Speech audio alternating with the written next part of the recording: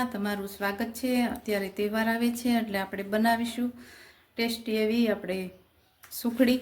તો મેં અહીંયા એક કપ જેટલા મેં ગોળ લીધો છે અને 1 વાટકો જેટલો મેં ઘઉંનો લોટ લીધો છે અને કાજુ બદામને એ 2 ચમચી જેટલા લીધા છે અને અડધો કપ જેટલું નાળિયેરનું છીણ અને 2 ચમચી જેટલું આપણે ગુંદર લીધું છે અને સૂંઠનો પાવડર ઘરે બનાવેલો છે એ મેં લીધું છે અહીંયા। તો આપણે બનાવવાનું ચાલુ કરીએ।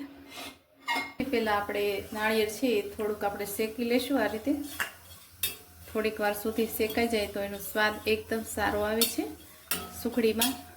આ રીતે તમે કરશો તો તમારું સુખડી છે એકદમ સારી બનશે। નાળિયેરનું છીણ હોય થોડીક વાર સાતળી લેવું ધીમા તાપે। ગેસની ફ્લેમ છે મીડિયમ રાખવાની છે।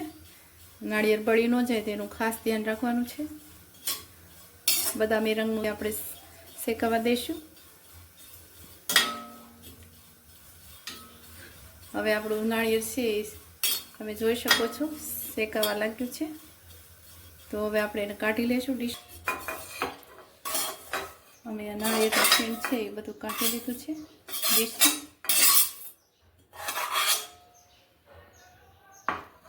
ઘી એડ કરીશું। એમાં આપણે ગુંદર છે એ થોડુંક શેકી લેશું।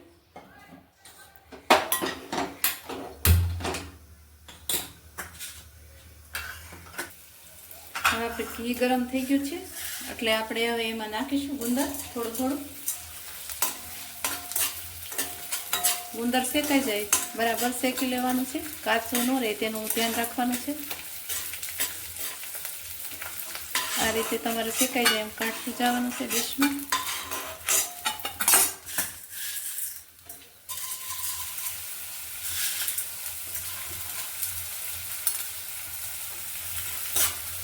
તમે જોઈ શકો છો આપણો ગુંદર છે એકદમ ફૂલી ગયો છે અને સોફ્ટ થઈ ગયો છે। આ રીતે ગેસની ફ્લેમ છે એ મીડિયમ રાખવાની છે, સ્લો, કેમ કે ગુંદર બળી ન જાય તેનું ધ્યાન રાખવાનું છે તમારે। ધીમા તાપે જ કરવાનું છે। હવે આપણે ઘી ગરમ થઈ ગયું છે, લોટ છે એ આપણે ઘીમાં શેકી લેશું।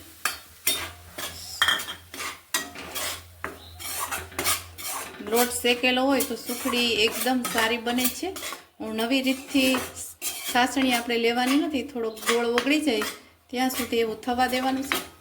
લોટને આ રીતે એકદમ શેકાવા દેવાનું છે, બદામી રંગ જેવો થાય ત્યાં સુધી, બ્રાઉન કલરનું ત્યાં સુધી આપણે લોટને શેકાવા દઈશું। અને ગેસની ફ્લેમ છે એ હાવ સ્લો રાખવાની છે, તો લોટ બળે નહીં એનું તમારે ધ્યાન રાખવાનું છે। ધીમે ધીમે આ ગઠ્ઠા ન રહેવા જોઈએ, એકદમ ઓલું થઈ જવું જોઈએ પાવડર જેવો। આ રીતે આપણે શેકશું તો આપણો લોટ છે એ એકદમ સરસ બદામી રંગ જેવો થઈ જશે। આ રીતે હલાવવાનું છે, ચોટે નહીં તેનું ખાસ ધ્યાન રાખવાનું છે। હવે આપણો લોટ છે એ શેકાવા લાગ્યો છે, થોડોક મોટી સાઈઝનો છે ફૂલેલો, તો આપણે આ રીતે થોડોક એને ક્રશ કરી લઈશું તો આપણું સુખડી છે એ એકદમ મોંમાં નહીં આવે તમારે આ ગુંદર, એટલે આ રીતે થોડોક ક્રશ કરી લેવાનો તમારે। હાથેથી થઈ શકે છે, હવે બદસ્તો લઈ અને ક્રશ કરી નાખવાનો છે એટલે એકદમ આપણી સુખડી સરસ બનશે। હવે મેં ઘી નાખ્યું છે 1 વાટકી જેટલું, તમારે જેટલું માપ હોય એટલે એ પ્રમાણે તમારે કરવાનું છે। મેં વાટકીનું માપ લીધું છે।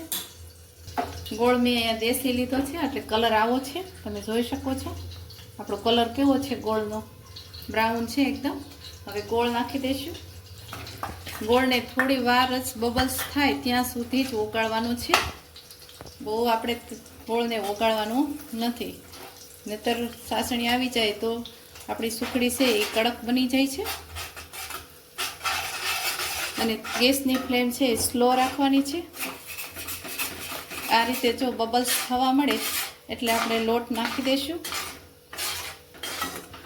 અહીંયા લોટ મેં ઘઉંનો જ લીધો છે, ઝીણો એકદમ, તમે કરકરો પણ લઈ શકો છો। હવે આપણા બબલ્સ થઈ ગયા છે એટલે આપણે એમાં લોટ એડ કરી દઈશું। ગેસ બંધ કરી દેવાનું છે. એકદમ મિશ્રણ કરી લેવાનું છે. આ રીતે ગુંદર ને બધું એડ કરી દેવાનું છે.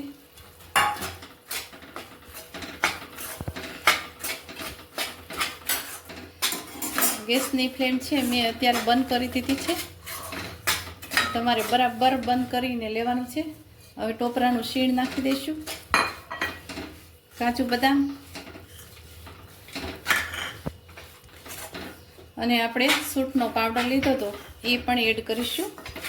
તમે જોઈ શકો છો આપણી ઢેફલી છે એ સુખડી એકદમ બની ગઈ છે. હવે ગેસ થોડોક ધીમો તાપે શેકાવા દઈશું.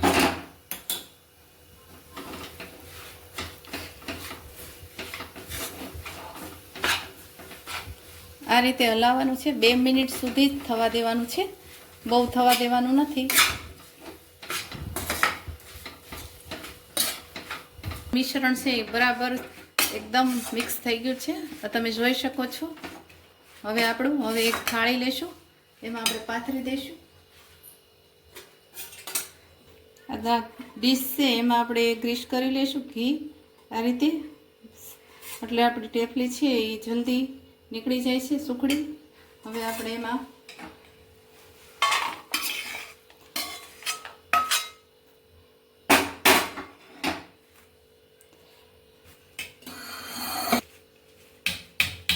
આ રીતે તમે થાળીમાં પાથરી અને તમે જોઈ શકો છો ઘી પણ ઉપર આવી ગયું છે. એટલે આ રીતે થોડુંક ઘીવાળું હોવું જોઈએ તો સુખડી ભાવે છે બધાને, નાનાથી લઈને મોટા સુધી. તો આ રીતે આપણી સુખડી તૈયાર થઈ ગઈ છે. હવે આમાં ટોપરું છે આપણે શીણ દઈશું.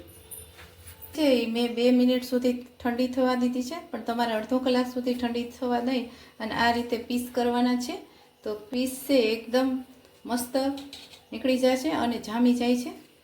મેં અત્યારે તરત જ કરી છે, તમે થોડી વાર પછી કરો તો સારું રહેશે. અડધો સુધી આપણે આને એમનામ રહેવા દઈશું. આ રીતે કોપરાનું ગાર્નિશ કરીશું. અને અમારી રેસીપી તૈયાર થઈ ગઈ છે, તૈયાર થઈ ગઈ છે. તો કોમેન્ટમાં જરૂરથી જણાવજો સુખડી કેવી લાગી. લાઈક કરજો, શેર કરજો, સબસ્ક્રાઈબ કરજો. Thank you for watching.